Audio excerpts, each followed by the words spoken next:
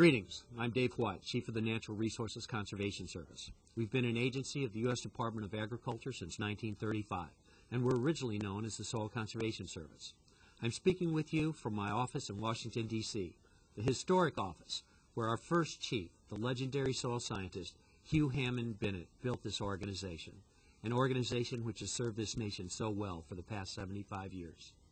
Bennett championed voluntary, science-based, locally led conservation on private lands, delivered by a skilled field staff, working arm in arm with soil conservation district people across this nation. This network of conservationists has proven critical to implementing the array of conservation programs enacted by Congress over time. Since Bennett's day, every chief of this great agency has worked from this office. I'm humbled to return to my desk here each morning as the 14th chief to lead our agency in helping people help the land. Since more than two-thirds of the land in America is in private hands, that's a mission we take very seriously. It's a mission Bennett formulated as a young soil surveyor and defined more fully when millions of acres of prime topsoil were placed at risk in the early 20th century. Overplanting in past boom years has been a big factor in needless slowing of at least 100 million acres by wind and water erosion. From Washington come U.S. Department of Agriculture soil experts. Partially damaged land is terraced and contoured. From grasslands, sod is stripped and transplanted to barren ground. New hope to the farmers of the Dust Bowl.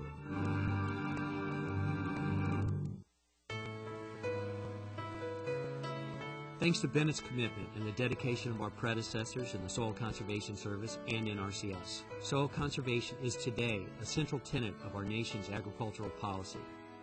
It's at the heart of our vision for a productive, sustainable agricultural sector that's in balance with a healthy environment. We believe the productive use of cropland, grazing land, and forest land is essential to the nation's security and to our citizens' health and well-being.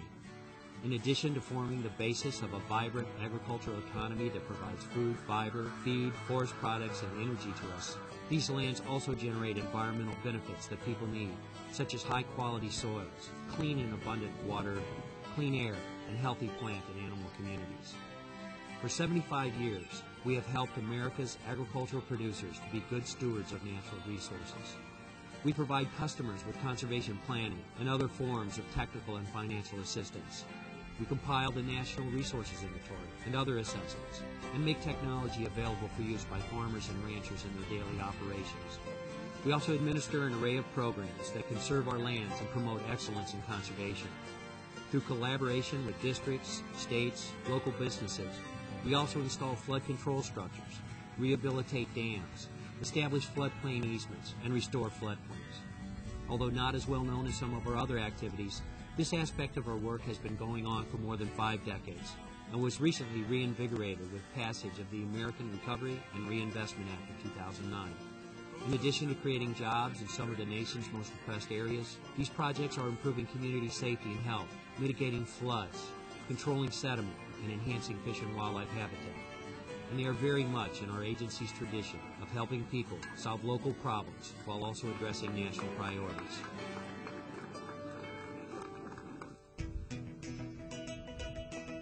Throughout our history, Congress has periodically enacted legislation focusing on particular geographic regions or resource concerns. Past mandates include the very successful Great Plains Conservation Program and the Rural Clean Water Program. A new initiative centers now on the Chesapeake Bay, and we are also taking action to address the Mississippi River Basin watershed, coral reefs, and the sage-grouse. As a result of Hugh Hammond Bennett's dispersed staffing structure, giving us offices in all 50 states and some territories, we have retained the flexibility to meet changing needs, including some international requirements. Many NRCS employees have volunteered to serve as agricultural advisors in Iraq and Afghanistan.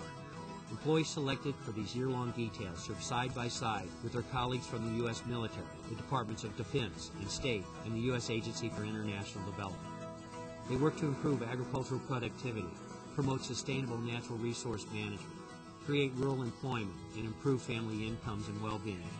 Because an estimated 80% of Afghans depend on agriculture for their livelihoods, the projects represent survival in many areas of the country, in both the near and long terms. Tashakur, all right. Here at home, we face pressing challenges as well. They include reducing our dependence on fossil fuels and managing threats posed by climate change, invasive species, and the loss of open space. Also looking ahead, the United Nations says our world food output must grow by 70% over the next 4 decades to feed a projected extra 2.3 billion people by the year 2050. Much of that increased output will have to come from producers in the United States. We have always pursued agricultural production and conservation as compatible national goals throughout our history. So, as we begin our next 75 years of service, how American producers work together to feed all those people and do it sustainably is very much on our minds at NRCS. With science-based conservation technical assistance and a focus on sustainable outcomes, we know we can help private landowners and managers meet these challenges head-on, and we know we are well positioned to help them take advantage of opportunities in ecosystem service markets and renewable fuels production. This is an exciting time to be a conservationist. We have big challenges, but we also have extraordinary programmatic and technical tools, and the best cadre of employees and partners we've ever had to keep helping people help the land. In our 75th year, we are breathing new life into the legacy bequeathed to us by Hugh Ammon Bennett and the other conservation pioneers. As Bennett said, if we take care of the land, it will take care of us. We hope you'll join us throughout 2010 as we celebrate 75 years of conservation contributions to this nation.